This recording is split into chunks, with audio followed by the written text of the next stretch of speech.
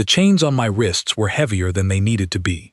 I could feel the guards had added extra weight, extra locks, extra everything, as if they believed a human being could snap metal with his bare hands.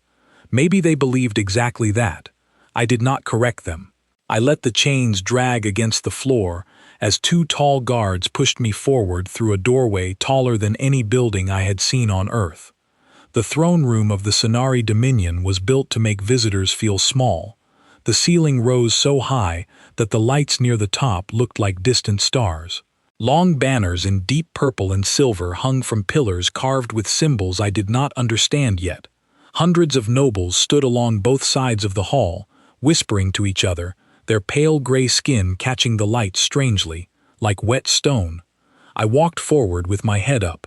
Not out of pride, out of habit. Years of training had taught me that the moment you lower your head, people believe they already own you. I was not going to give them that. At the far end of the hall, on a high seat made of black crystal, sat the Empress of the Sonari Dominion. Her name, I would later learn, was Nayara Ost.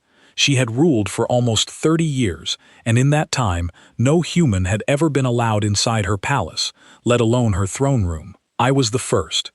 The moment my foot crossed the threshold of the inner chamber, something happened that I did not expect. The Empress went pale. Not metaphorically.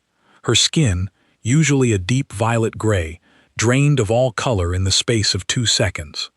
Her hands, resting on the arms of her throne, tightened until her long fingers turned white at the knuckles.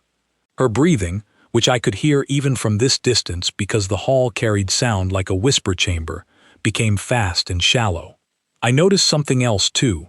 The guards standing closest to her throne, 6 of them in dark blue armor with silver trim, did not look at me the way the nobles did. The nobles looked at me with curiosity, some with disgust, some with the kind of interest you give to a new kind of insect. The guards looked at me the way you look at a fire that has already burned your house down once before. One of the guards, an older one with a scar running down the side of his face, took half a step back. It was small, almost nothing, but I saw it, and I filed it away. I did not know why they were reacting this way. I was just a man in chains, brought in on charges I had not even been told yet. I had been captured 3 weeks earlier, during a diplomatic mission that had gone wrong in ways I still did not fully understand. My ship had been pulled out of transit space by a Sonari patrol fleet, and since then I had been kept in a small cell, fed strange gray food, and questioned by officers who never told me what I was accused of. Now I stood in front of the most powerful being in this part of the galaxy, and she looked like she had seen a ghost. The hall fell silent. Even the whispering nobles stopped. The only sound was the soft hum of the crystal lights above, and the distant echo of my own footsteps, as the guards brought me to the center of the room and forced me to my knees. I let them. There was no point resisting yet. Resisting would only tell them things about myself that I was not ready to reveal. The Empress did not speak right away. She stared at me, and I stared back, and for a long moment it felt like the entire room was holding its breath. Finally, she spoke. Her voice was steady, but I could hear the small crack underneath it, the kind of crack you hear in someone who is trying very hard not to show fear. "Human," she said. Her translator device, a small metal ring around her throat, turned her words into clear English, a half-second after she spoke. "Do you know why you are here?" "No," I said. "Nobody has told me." A murmur ran through the crowd of nobles. I understood then that my calmness surprised them. They had expected fear, or anger, or begging. I gave them none of these things, because none of these things would help me survive whatever came next. The Empress leaned forward slightly on her throne. "You were found near the edge of our border, in a restricted sector, flying a ship that matched no registered trade route. Our fleet commander believed you were a scout, perhaps the first of many." "I was not scouting," I said. "I was lost. My navigation system failed after a solar storm damaged my ship's outer hull. I drifted for 6 days before your patrol found me." "A convenient story," said a noble standing near the throne, a thin man with sharp eyes and robes the color of dried blood. "Humans are known for their convenient stories." I looked at him, then back at the Empress. I do not know what humans are known for in your empire. I have never been here before. None of my people have, as far as I know. At this, something shifted in the room, not just among the nobles, but among the guards too. The scarred guard I had noticed earlier exchanged a quick glance with the guard captain, a broad-shouldered woman standing just behind the Empress's throne. The guard captain gave a small shake of her head, barely visible, as if telling him not to say whatever he was thinking. I noticed all of this. I said nothing about it. Not yet. The Empress studied me for a long moment. Her pale color had not returned. If anything, she looked even more unsettled now, as if my calm answers were worse than if I had shouted or fought back. "You claim to know nothing of us," she said slowly. "And yet you walk into my hall in chains, surrounded by armed guards, facing a court that could end your life within the hour, and you do not tremble, you do not beg, you do not even raise your voice." "Would it help if I did?" I asked. A few nobles gasped. I think they expected the Empress to order some kind of punishment for my tone. Instead, she sat back in her throne, and for just a moment, her eyes, large and dark, filled with something that looked almost like sorrow. "No," she said quietly, "it would not help. Nothing ever does, with your kind." The words hung in the air. I did not understand them, not yet, but I understood enough to know they meant something important, something that had happened before, something that this Empress remembered and feared and had perhaps spent years trying to forget. The guard captain behind her throne shifted her weight, her hand moving slightly toward the weapon at her side, though she did not draw it. The scarred guard beside her did the same. It was not a threatening motion. It was closer to the way a person reaches for something to hold on to when they feel unsteady. I decided to test the water a little further. "If you already know something about my kind," I said, keeping my voice even, "then perhaps you should tell me what it is, instead of putting me on trial for a crime I did not commit." The Empress's jaw tightened. For a moment, I thought she might order the guards to strike me for speaking so directly. Instead, she raised one hand, and the entire hall went still, waiting for her next words. "There are things," she said, "that this court does not speak of. Things that happened before most of the people standing in this room were born. I was young then, younger than you might imagine. Looking at me now," she paused, and her fingers curled slightly against the arm of her throne. "I have spent 30 years making sure my people never had to learn what I learned." "Learn what?" I asked. "That is not for you to know," snapped the thin noble in the blood-red robes. "You are a prisoner, not a guest. You do not ask questions of the Empress." I turned my eyes toward him, calm and steady. "With respect, if I am being tried for a crime, I believe I have the right to understand what that crime actually is.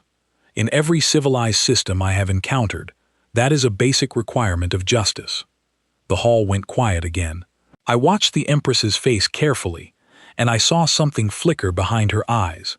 Not anger, recognition, as if my words had reminded her of something, or someone, from a long time ago.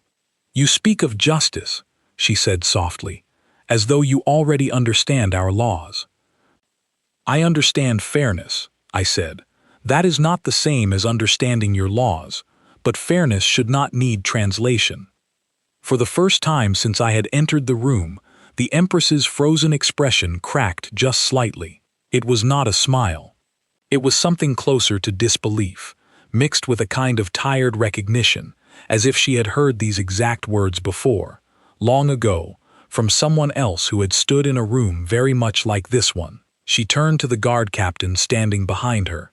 "Roth," she said quietly, though the hall's strange acoustics carried her voice to everyone present. "Look at him. Truly look at him." The guard captain, whose name I now knew was Roth, stepped forward slightly and studied me with narrowed eyes. She was tall, taller than the Empress, with short dark hair and a face marked by old scars that told stories of battles long past. Her eyes moved over my face, my posture, the way I knelt without slumping, the way my hands rested calmly even in chains. Then her expression changed. It was subtle, but I caught it. Her eyes widened just slightly, and her breathing, like the Empress's, grew a little faster. "Empress," Roth said quietly, "this cannot be a coincidence." "No," the Empress replied, "I do not believe it is." I did not know what they were talking about. But I understood, in that moment, that something about me, something about my presence in this hall, had triggered a memory that both the Empress and her most trusted guard shared, a memory the rest of the room, the nobles, the officers, the crowd of curious onlookers, did not have access to. Whatever it was, it frightened them more than anything I had said or done since walking through that door. The Empress rose slowly from her throne. The entire hall fell into complete silence, the kind of silence that feels heavier than sound. She walked down the steps toward me, slow and deliberate, until she stood only a few feet away. Up close, I could see the fine lines around her eyes, the tension in her shoulders, the way her chest rose and fell just a little too quickly. "Tell me your name," she said quietly, so quietly that only those closest to us could hear it. "Ethan Cole," I said. She repeated the name under her breath, as if testing how it felt in her mouth. Then she looked past me, toward the guards who had brought me in, toward Roth, toward the scarred guard whose name I did not yet know. "Take him to the lower chamber," she said, "not the prison cells, the old chamber, the one we sealed 30 years ago." A ripple of confusion moved through the crowd of nobles. Clearly, none of them knew what chamber she meant.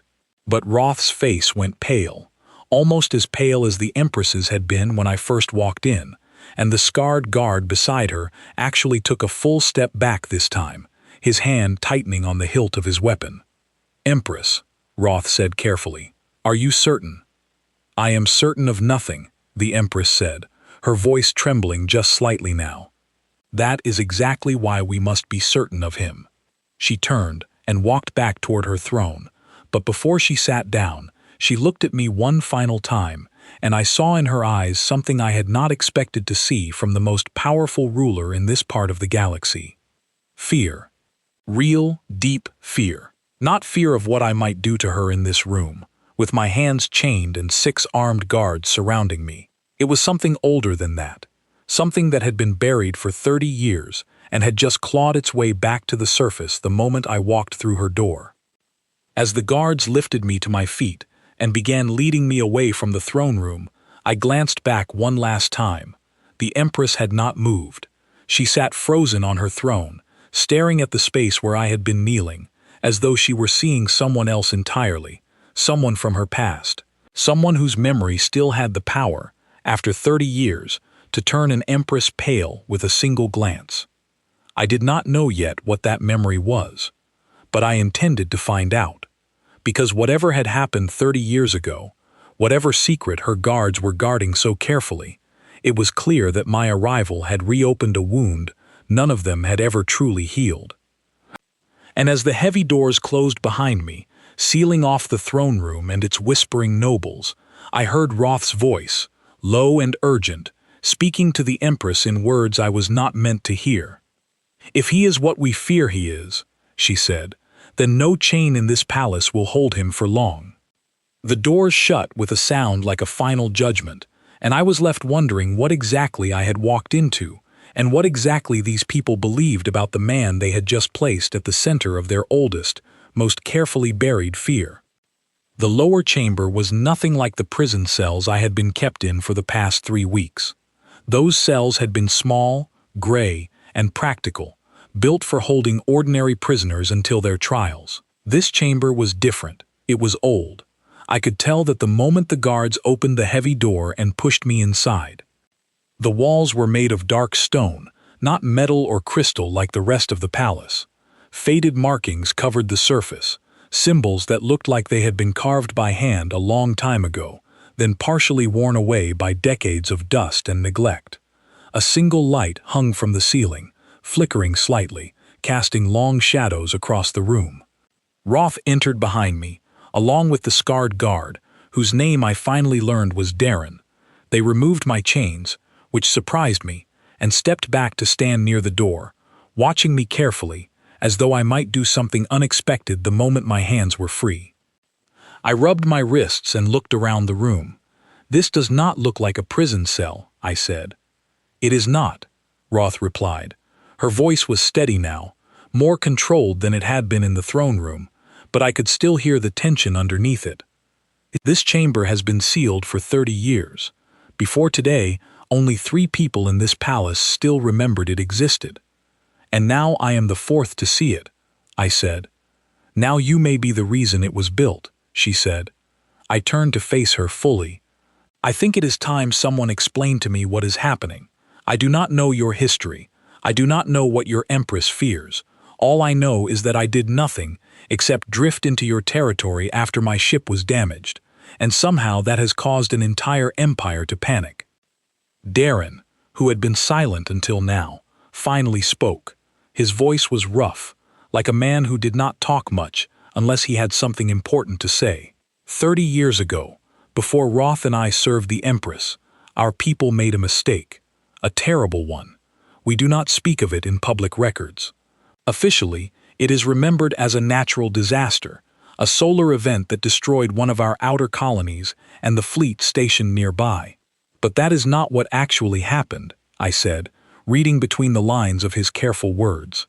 "No," Roth said. "It is not." She walked slowly across the room, her boots echoing against the stone floor, and stopped in front of one of the faded wall markings. She traced her fingers over it gently, almost reverently, the way someone touches an old photograph of a person they lost. 30 years ago," she said, "our empire attempted something foolish. We had discovered a small human settlement, a colony far from your home system, established by explorers who had traveled further than anyone expected. Our leaders at the time believed humans were primitive, weak, easy to remove from territory we wanted for ourselves." I felt something tighten in my chest, though I kept my face calm. "What happened?" "We sent a fleet," Darren said, "a modest one, by our standards, enough to overwhelm a small colony with no real defenses. It was meant to be quick, quiet, the kind of operation nobody would ever need to write into the history books." "But it did not go as planned," I said, already guessing the shape of the story. Roth's hand fell away from the wall marking. She turned to face me, and for the first time, I saw something in her eyes that looked almost like respect, mixed with old, unhealed pain. "No," she said, "it did not."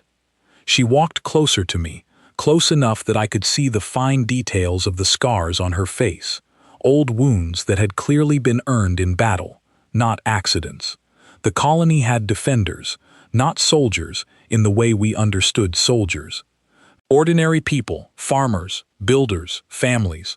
When our fleet arrived, expecting no resistance, we found something we had never encountered before.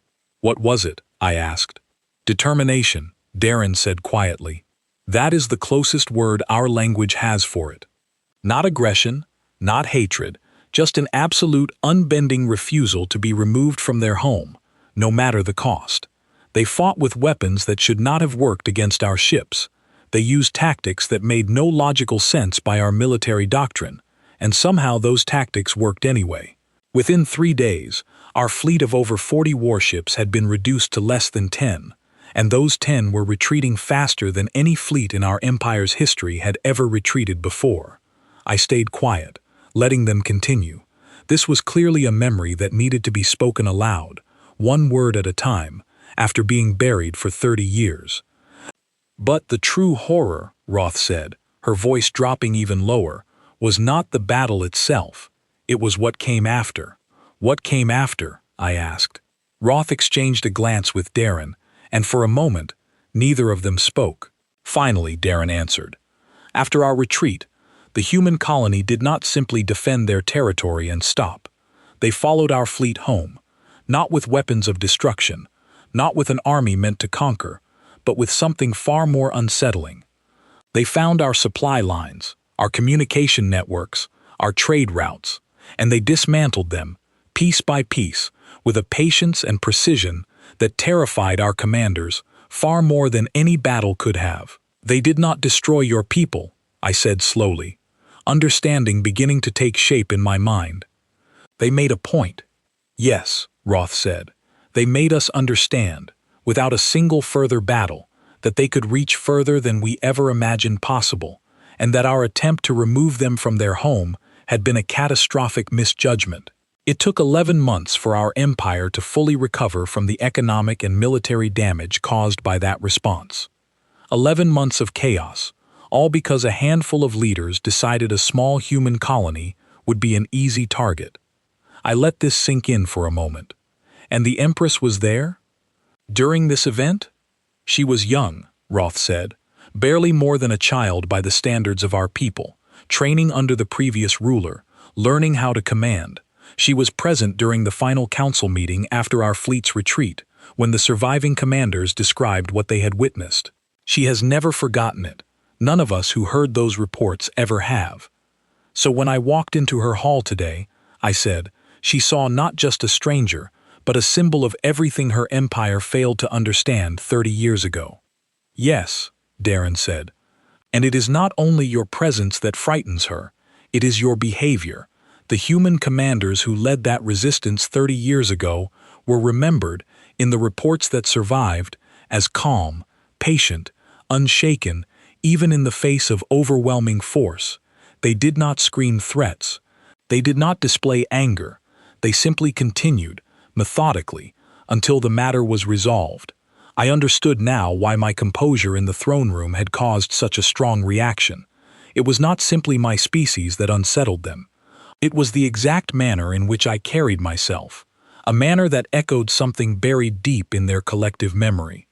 I am not a soldier from that colony, I said carefully. I was not even born when this happened. Most likely, this is a coincidence, nothing more. Perhaps, Roth said, but coincidences carry little comfort to those who have lived with fear for 30 years. I studied her for a long moment. Then why bring me here, to this sealed chamber, instead of simply executing me and removing the reminder entirely? Roth was quiet for a moment before answering. Because the Empress believes, and I have come to share her belief, that the last time our people acted out of fear toward humans, it caused far greater harm than if we had simply tried to understand you instead. She does not wish to repeat that mistake, but she also cannot ignore the danger of misjudging you again, in either direction. So I am neither prisoner nor guest, I said. Not yet, Darren said. What you become depends on what happens in the days ahead. I looked around the sealed chamber once more, at the faded markings on the walls, clearly records of the event they had just described to me, kept hidden from the rest of their empire for 30 years.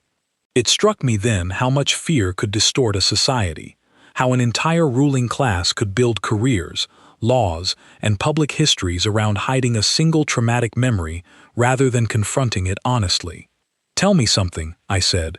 If your Empress fears repeating the mistakes of the past, why does she not simply speak with me directly, honestly, instead of holding this strange trial in front of her entire court?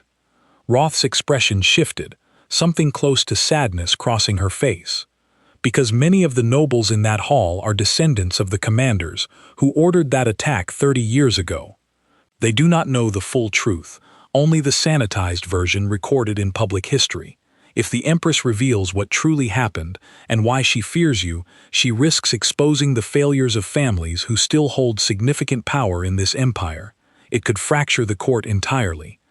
So she must appear strong in public, I said, while secretly trying to understand the truth in private. Precisely, Roth said. You have been brought here, to this hidden chamber, because it is the only place in this palace where such a conversation can happen safely, away from ears that might use this history against her. I thought about this for a long moment. In some strange way, I understood the Empress's position. Leadership often required a kind of quiet, private honesty that could never be shown in public, especially when public perception was built on carefully maintained illusions. What happens now? I asked. Now, Roth said, the Empress will come to speak with you herself, away from the court, away from the nobles who would twist her words into a display of weakness. She wishes to understand who you truly are, and whether the fear that has shaped our empire's policy toward your species for 30 years is justified, or whether it has been built on a memory that no longer reflects reality. And if it is justified? I asked. What then? Neither Roth nor Darren answered immediately. Finally, Darren spoke, his voice heavy with the weight of 30 years of unspoken fear. Then we will finally understand why our empire has spent 3 decades hoping your kind would forget we ever existed. The door to the chamber creaked open before I could respond, and a soft light spilled in from the corridor outside.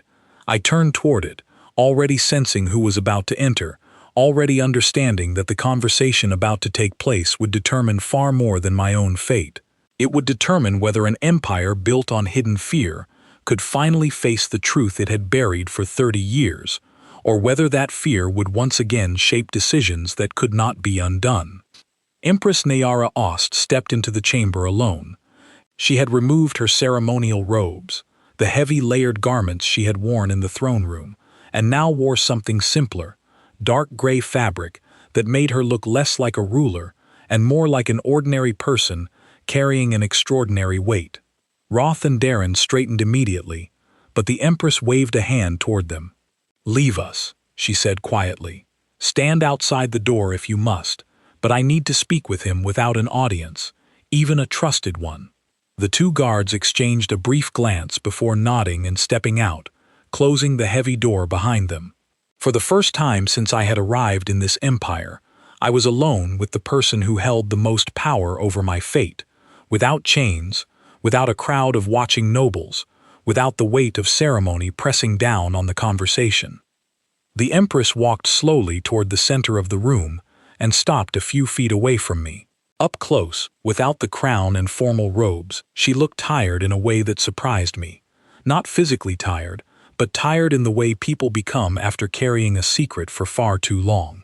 "I owe you an explanation," she said. "Roeth and Darren already gave me one," I said. "Then you know what happened 30 years ago," she said.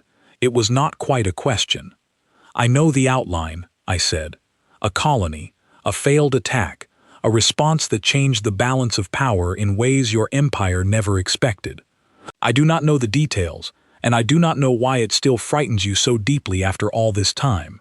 The Empress moved to a stone bench along the wall and sat down slowly, as though her legs had finally decided they could not hold the weight of this conversation while standing. She gestured for me to sit as well, on a similar bench across from her.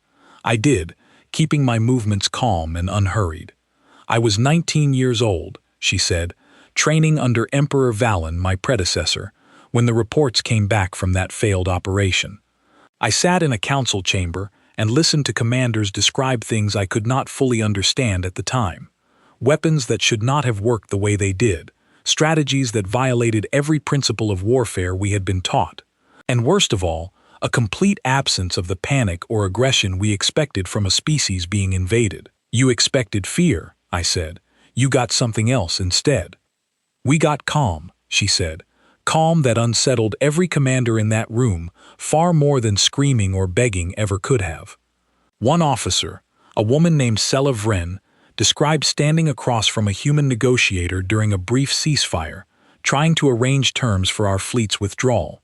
She told the council that the negotiator spoke as though the entire battle had been an inconvenience rather than a genuine threat, as though our fleet's arrival had simply interrupted their day.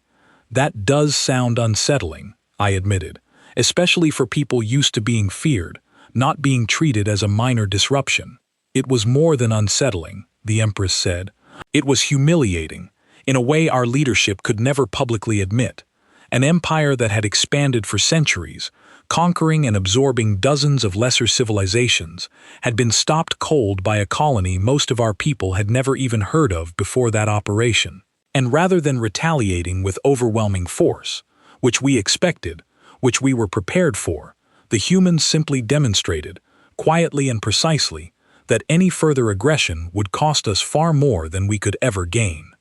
So your empire learned restraint, not because you wanted peace, but because you feared the consequences of continued conflict." "Yes," the Empress admitted, "and I have spent 30 years trying to convince myself, and my court, that this restraint was born from wisdom rather than fear. But fear was always the true foundation, and fear is a poor architect for lasting policy. Why? I asked. Because fear does not disappear, she said. It only waits.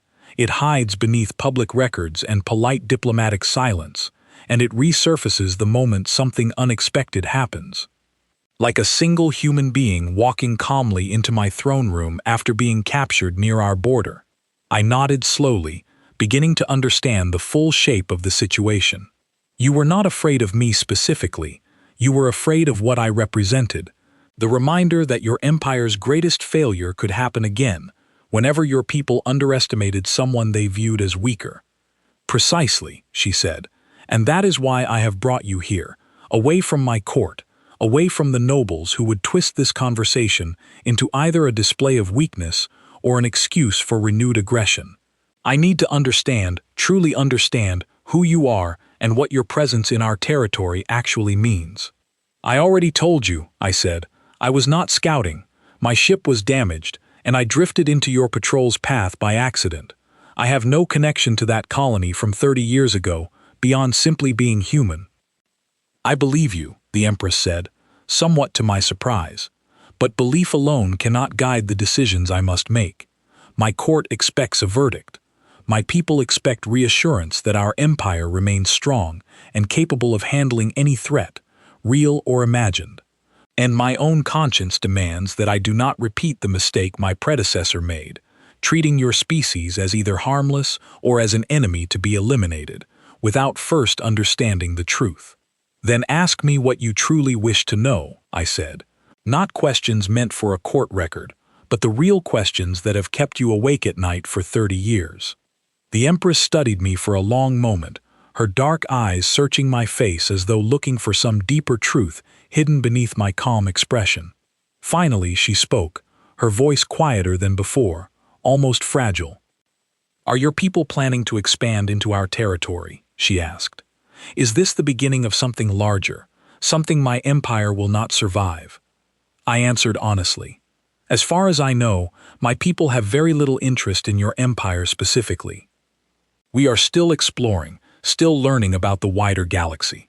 Most of our efforts are focused on establishing peaceful trade routes and diplomatic relationships, not conquest. The colony your predecessor attacked 30 years ago was likely defending itself out of necessity, not preparing for some larger campaign against your empire. Then why did they follow your fleet home? She asked. Why disrupt your supply lines and trade routes instead of simply defending their colony and allowing your fleet to retreat in peace? I thought carefully before answering, choosing my words with precision. I imagine it was meant as a clear message. Not an act of vengeance, but a demonstration that further aggression would carry consequences too costly to accept. Sometimes, showing restraint after a victory sends a stronger message than continuing to fight. It tells the other side that peace remains possible, as long as they do not test that patience again. The Empress's shoulders relaxed slightly, though the tension in her eyes remained. That is not the story my commanders told 30 years ago. They described it as a terrifying, almost merciless demonstration of power. Perspective changes the story, I said. To your commanders, already humiliated by defeat, any further action likely felt overwhelming, regardless of the true intention behind it. Fear distorts memory as much as it distorts judgment. The Empress let out a slow breath, the first sign of real relief I had seen since walking into her hall earlier that day. I have spent 30 years believing my empire survived, only because your species chose mercy over conquest. I built policies around avoiding your attention entirely, hiding our expansion plans, redirecting our fleets away from any territory that might border human space. All out of fear that any contact with your people would end our empire entirely. And now, I asked. Now, she said slowly, I wonder how much of my leadership has been shaped by a single terrifying memory from my youth, rather than by clear, rational judgment. I remained quiet, allowing her to sit with that realization. It was clear this was not simply a conversation about my fate, but a moment of genuine reflection for a ruler who had spent 3 decades governing under the weight of an old, unhealed fear. "There is something else," the Empress said after a long pause. "Something I have never spoken of, even to Roeth or Darren." "What is it?" I asked. "During that final council meeting, 30 years ago, one of the surviving officers brought back a recording. A brief message left by the human negotiator, meant to be delivered to whoever commanded our fleet's next attempt at aggression, if we ever considered one. I was the only person still alive who has heard that recording, aside from Emperor Valen himself, who passed away many years ago." "What did the recording say?" I asked. The Empress reached into a small pouch at her side and withdrew a small, worn device, clearly old technology, carefully preserved despite the passage of 30 years.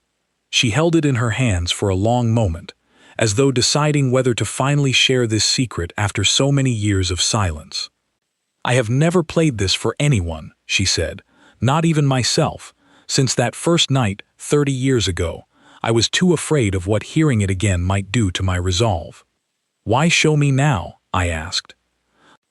"Because," she said, her voice trembling slightly, "if you truly are unconnected to that event, if this is truly nothing more than an unfortunate coincidence, then perhaps hearing this recording with you present will finally help me understand whether the fear I have carried for 30 years was ever justified, or whether it was simply the shadow of a single moment that never needed to define an entire empire's future." She held the device out toward me, her hand shaking slightly, and I understood in that moment that whatever came next in this conversation would determine far more than my own fate. It would determine whether Empress Nayara Ost could finally release herself from 30 years of hidden fear, or whether that fear would continue to shape the future of her entire empire. I reached out and took the device gently from her trembling hand, feeling the weight of history pressing down on this single, quiet moment in a sealed chamber that had waited 30 years for the truth to finally be spoken aloud. I turned the small device over in my hands, studying its worn surface, the faded markings along its edge, the careful way it had been preserved despite 30 years of silence. The Empress watched me with an expression I could not quite name, somewhere between dread and desperate hope. "Press the small circle on the side," she said quietly. "That will play the recording." I found the circle, a tiny raised button barely visible against the device's dark casing, and pressed it gently. For a moment, nothing happened. Then a soft crackle filled the chamber, followed by a voice, clear despite the age of the recording, speaking in careful, measured tones.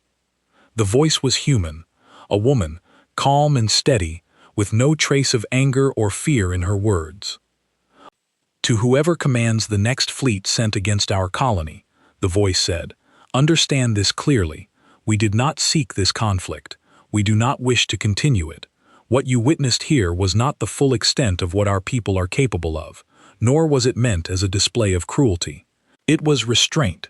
If your empire chooses to test that restraint again, you will find that mercy is not the same as weakness, and patience is not the same as fear. We ask only this: leave us in peace, and we will leave you in peace. Choose otherwise, and you will learn that some doors, once opened, cannot be closed again." The recording ended with a soft click, and silence filled the chamber once more. The Empress sat perfectly still, her eyes fixed on some distant point beyond the stone walls, as though she were seeing that council chamber from 30 years ago all over again. "That is the voice that has haunted me since I was 19 years old," she said finally. "I have heard it in dreams more times than I can count. A calm warning, delivered without anger, and somehow more terrifying than any threat could ever be." "It does not sound like a threat to me," I said carefully. "It sounds like an honest warning, given by someone who clearly wanted to avoid further conflict, not provoke it." "I know that now," the Empress said, her voice barely above a whisper. "I think, somewhere in my heart, I have always known that. But fear does not listen to reason easily, especially fear planted so deeply in childhood, reinforced by an entire court built around avoiding your species at any cost." I set the device down gently on the bench beside me. "May I ask you something?" "Of course," she said. "In 30 years, has your empire ever attempted actual contact with human authorities? Not military action, not surveillance, but genuine diplomatic communication. The Empress shook her head slowly. No. After that failed operation, my predecessor issued a decree forbidding any contact whatsoever with human territory. The decree was meant to prevent further conflict, but I believe, looking back now, it was truly meant to prevent us from ever having to face what we had done, or to risk hearing that recording's warning fulfilled. So for 30 years, I said, your empire has avoided an entire species out of fear, without ever attempting to understand whether that fear was still justified. Yes, she admitted.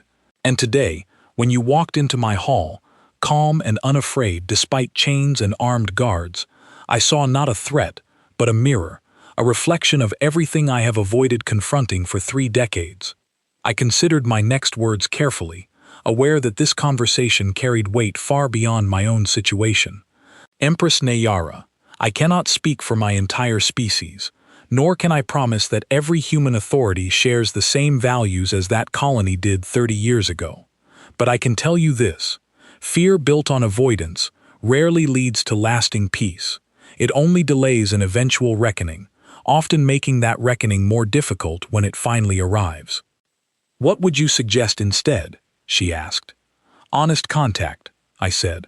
Not military posturing, not secretive avoidance, but genuine diplomatic outreach.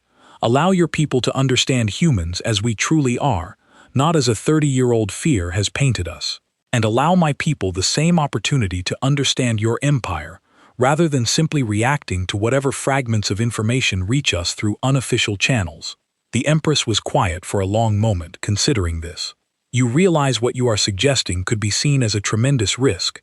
If my court believes I am opening dialogue with a species we have spent 30 years fearing, some may see it as weakness. Others may see it as reckless endangerment of our entire empire. Perhaps, I said, but continuing to hide behind fear carries its own risks too. Misunderstanding breeds mistakes, and mistakes, as you have already learned, can carry consequences far greater than anyone intends. The Empress rose slowly from the stone bench, walking toward the faded markings on the chamber wall, tracing her fingers over the ancient symbols once more. 30 years ago, my predecessor made a mistake, born from underestimating your people. I fear that continuing to hide from you, out of an old wound never properly healed, may become my own version of that same mistake. Then perhaps, I said, it is time to choose a different path.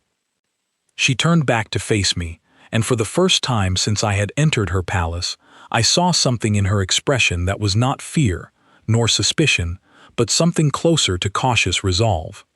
What would you propose, she asked, if I were to consider this path? A formal exchange, I said. Send a small delegation, unarmed, to establish contact with human authorities, not as an act of surrender, but as an act of genuine diplomacy. Allow them to explain what happened 30 years ago from your side, and allow human representatives to clarify what truly occurred during that conflict, without the distortion of fear and 30 years of secrecy. And you believe your people would welcome such an exchange, despite everything? I cannot promise how every human authority might respond, I admitted honestly. But I believe most reasonable leaders would prefer honest dialogue over continued uncertainty. Fear rarely improves with time.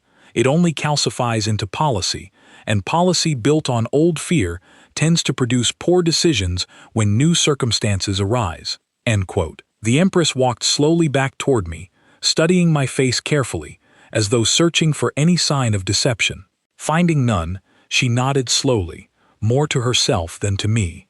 You have given me much to consider, she said, more perhaps than I expected when I ordered you brought to this sealed chamber. What happens now? I asked. Now, she said, straightening slightly, some of her earlier composure returning, though tempered now with a quieter kind of resolve. I must decide how to proceed, both with you personally and with the larger question you have raised. My court awaits a verdict regarding your trial. They expect either your execution as a demonstration of continued strength, or your permanent imprisonment as a display of caution. And what do you intend to give them? The Empress's eyes met mine, steady now, though I could still see traces of the fear that had gripped her since childhood, slowly giving way to something more deliberate. "Neither," she said. "I intend to give them the truth, or at least as much of it as this court can safely bear. And I intend to make a choice that I believe my predecessor should have made 30 years ago, before fear ever had the chance to shape our empire's future." She turned toward the chamber door, pausing only briefly before opening it. "Rest here for now, Ethan Cole. Roth and Darren will ensure you are cared for properly. Tomorrow, I will return to my court, and I will need you standing beside me when I do." "Why?" I asked. "Because," she said, glancing back at me one final time before stepping through the door, "if I am to finally confront the fear that has shaped this empire for 30 years, I would rather face it with the person who forced that confrontation standing beside me than facing it alone, as I have for far too long already." The door closed softly behind her, leaving me alone once more in the sealed chamber, surrounded by faded markings that told the story of a mistake 30 years old, and a recording that had just given voice to a warning finally being heard, perhaps for the first time, by the person who needed to hear it most. I sat quietly for a long while, considering everything that had unfolded since I first walked through the doors of that throne room. Whatever happened next, whatever choice the Empress ultimately made before her assembled court, I understood now that my presence in this empire had become something far larger than a simple misunderstanding at the border. It had become the catalyst for a reckoning 30 years in the making, one that could either heal an old wound or reopen it entirely, depending on how carefully the next steps were taken. Morning in the Sonari Dominion arrived with a pale golden light that filtered through narrow windows carved high into the stone walls of the chamber where I had spent the night. Roth arrived early, carrying simple food and water, along with a set of clean clothes that fit surprisingly well for garments designed by a species with a different frame than mine. "The Empress requested you be presentable," she said, setting the items down on the stone bench. "Today's court session will not be like yesterday's." "What do you mean?" I asked. "I mean," Roth said, her voice carrying a note of cautious optimism I had not heard from her before, "that the Empress spent much of the night speaking with her closest advisors, myself included. She intends to address the full court today, not with a verdict against you, but with a truth 30 years overdue." I dressed quickly, and Roth led me through quiet corridors toward the throne room. Unlike the day before, there were no chains, no rough handling, only a steady, purposeful walk beside a guard who now looked at me with something closer to respect than suspicion. "May I ask you something?" I said as we walked. "Of course," Roth replied. "Yesterday, when I first entered the hall, you and Darren reacted before the Empress even spoke a word. How did you recognize something was wrong so quickly?" Roth was quiet for a moment, considering her answer. "Darren and I were both young officers during that final council meeting 30 years ago. We heard the same reports, the same descriptions of human composure under pressure. When you walked through those doors yesterday, calm despite chains and armed guards, surrounded by a hostile court, it triggered something neither of us could ignore. It was not simply your appearance, it was the way you carried yourself. Steady, unshaken, exactly as those old reports described. That must have been unsettling," I said. "It was," she admitted, "but it was also, in its own strange way, a relief. For 30 years we have wondered whether those old reports were exaggerated by fear and trauma. Seeing you confirmed that the calm those reports described was real, not simply a product of frightened imagination. That knowledge, strange as it sounds, made yesterday easier to bear, even as it terrified the rest of the court." We arrived at the entrance to the throne room, and Roth paused before the doors. "Whatever happens today, Ethan Cole, know that not everyone in this empire wishes to repeat the mistakes of the past. Some of us have spent 30 years hoping for exactly this kind of reckoning." The doors opened, and I stepped once again into the vast hall, this time without chains, walking beside Roth rather than being pushed forward by rough hands. The nobles who had gathered once more fell into stunned silence at the sight of me walking freely, and I could see confusion rippling through the crowd as they exchanged uncertain glances. At the far end of the hall, Empress Nayara Ost sat upon her throne, dressed once more in formal robes, though her posture carried a different kind of strength than the frightened rigidity I had witnessed the day before. This was not fear disguised as authority. This was someone preparing to speak a difficult truth, steadying herself for the weight of what needed to be said. I walked forward, stopping at the base of the throne steps, and turned to face the assembled court alongside the Empress, rather than kneeling before her as a prisoner. The hall fell completely silent, waiting. 30 years ago, the Empress began, her voice carrying clearly across the vast chamber, this empire made a decision that has shaped our policies, our fears, and our understanding of the wider galaxy ever since. Officially, our records describe a natural disaster that destroyed a fleet and a colony near our border. This is not the truth. A murmur swept through the crowd, nobles turning to whisper urgently to one another. The Empress raised her hand, and the hall quieted once more. The truth, she continued, is that our empire attempted to seize a small human settlement, believing it defenseless and easily conquered. We were wrong, not simply in our assessment of their strength, but in our understanding of their character. That colony did not respond with cruelty or excessive force. They responded with precision, restraint, and a clear warning that further aggression would carry consequences far greater than any gain we sought. Unquote. The thin noble in blood-red robes, the same one who had spoken sharply the day before, stepped forward with obvious anger. Empress, why speak of this shameful history now, in front of the full court? What purpose does this serve, beyond weakening our position? It serves the purpose of truth, the Empress said firmly, which this court has avoided for 30 years, hiding behind carefully constructed history and a decree of silence that has cost us the opportunity to build genuine understanding with an entire species. That silence brought me face to face yesterday with a man whose calm presence reminded me, more clearly than any report ever could, of exactly what fear has cost this empire. She turned to look at me, and I saw in her eyes the same steady resolve I had witnessed in the sealed chamber the night before. Ethan Cole was not scouting our territory. He was not part of any invasion force. He was a man whose ship was damaged by natural forces, drifting through space until our patrol found him and brought him here in chains, based on suspicions rooted not in evidence, but in 30 years of unresolved fear. Another noble, an older woman with silver markings along her temples, spoke up, her voice less hostile than the first. Empress, if this is true, what do you propose we do now? Simply release him and continue as though nothing has changed? No, the Empress said. I propose something far more significant.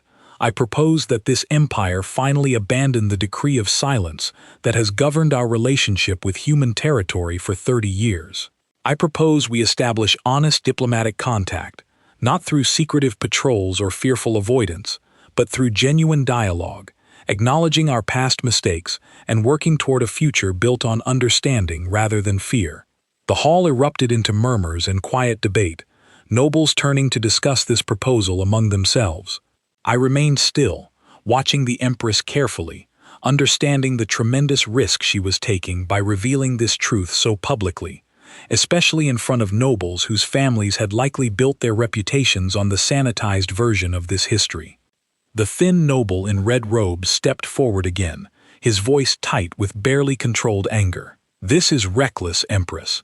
You risk exposing our empire's greatest failure to a species we do not fully understand, based on the word of a single prisoner who conveniently claims innocence.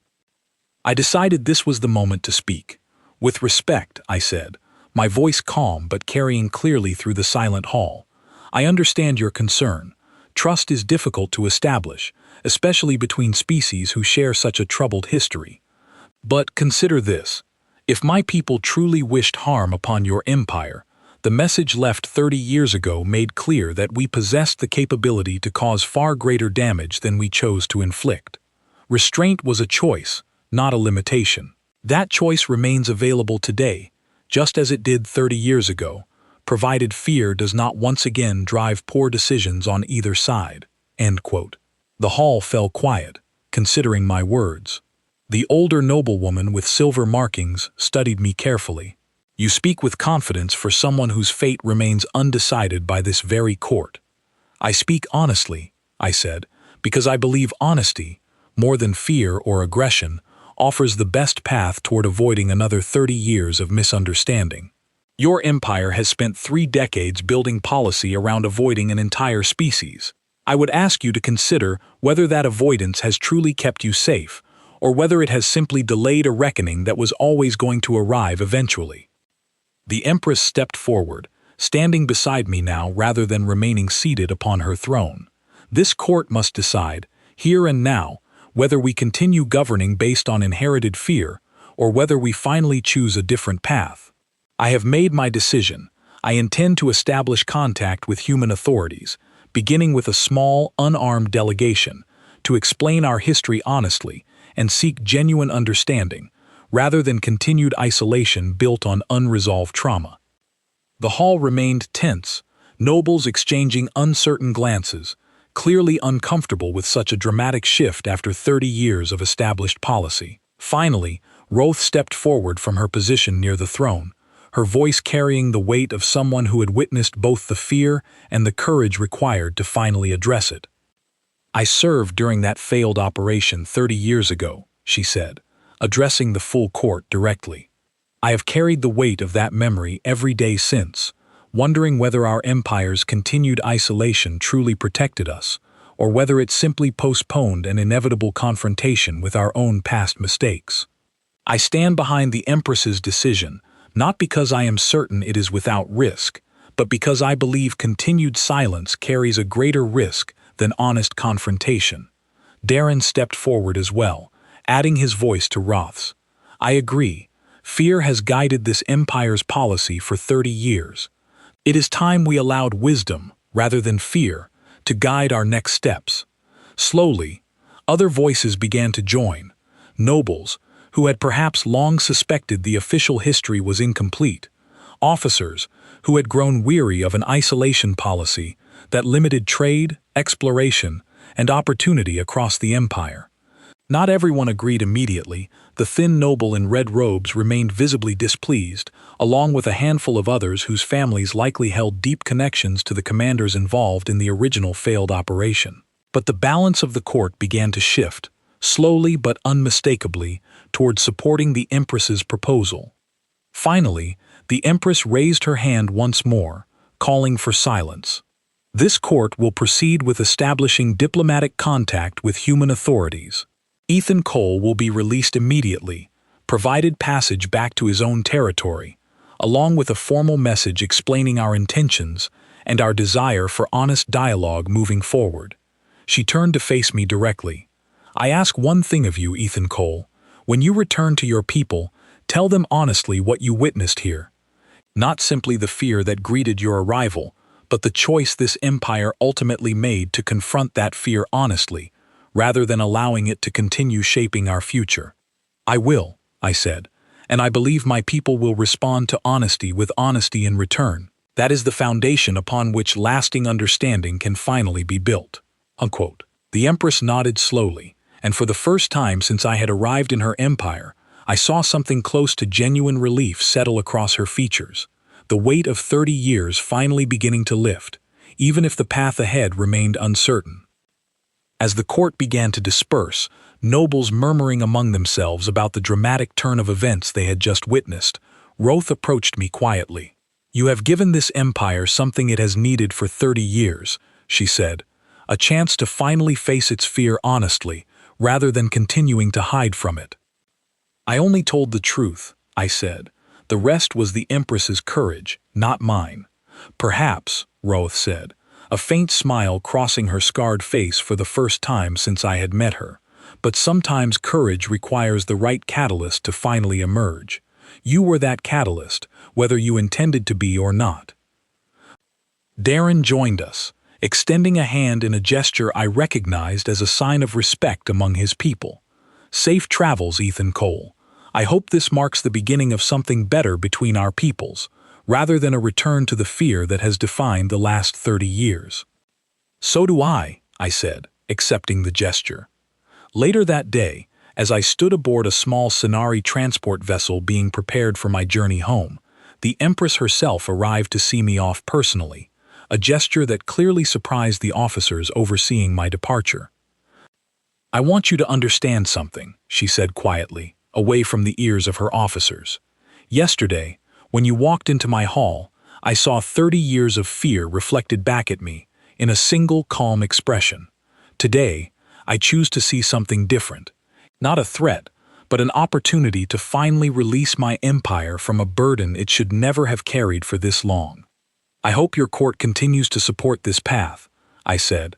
"Fear is a powerful force, and old habits do not disappear overnight, even after a single dramatic decision."